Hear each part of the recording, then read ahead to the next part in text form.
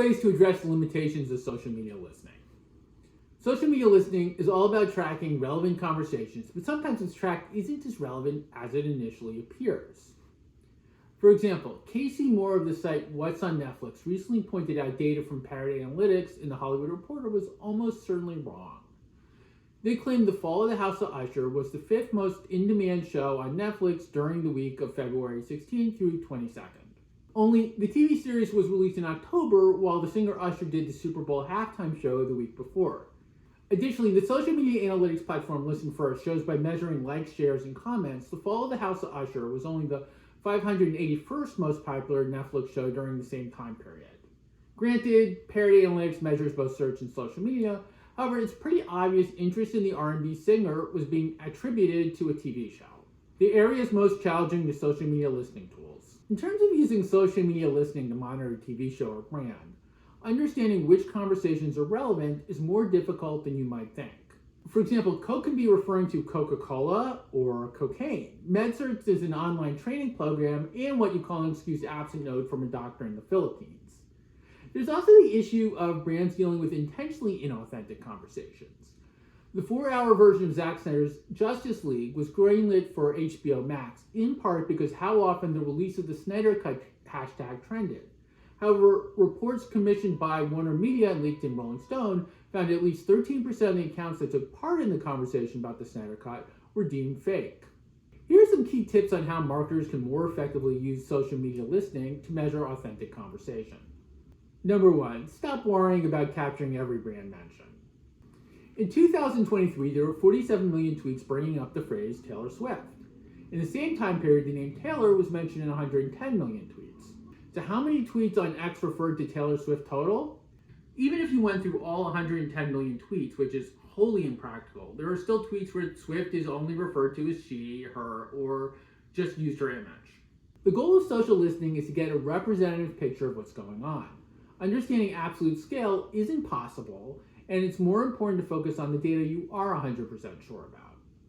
Number 2, only focus on social media metrics relevant to you. My 2-year-old daughter's favorite YouTube show is Miss Rachel, an educator who helps toddlers learn how to speak.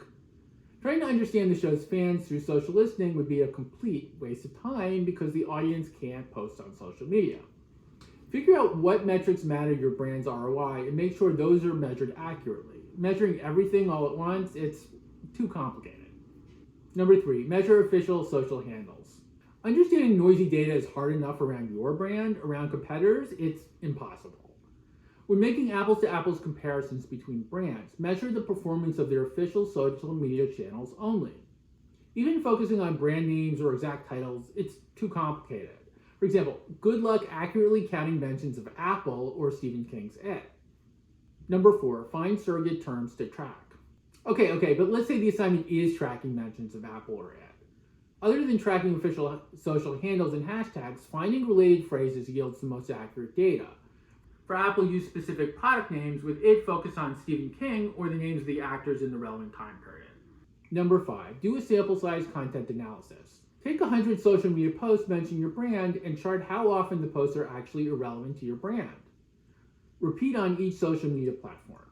This illustrates by percentage how much of your social mentions are not really about your brand. It will also create insights about how to save time. For instance, there might be entire subreddits where mentions can be ignored going forward. Number 6, identifying bot campaigns requires dedicated investigation. For bad actors looking to manipulate the online conversation around a brand or program, AI is making fake accounts easier than ever.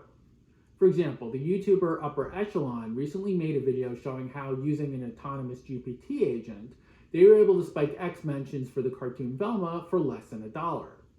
Because of the complexity of identifying fake accounts, if you think your brand is the victim of bot activity, you need a special type of social media analytics firm.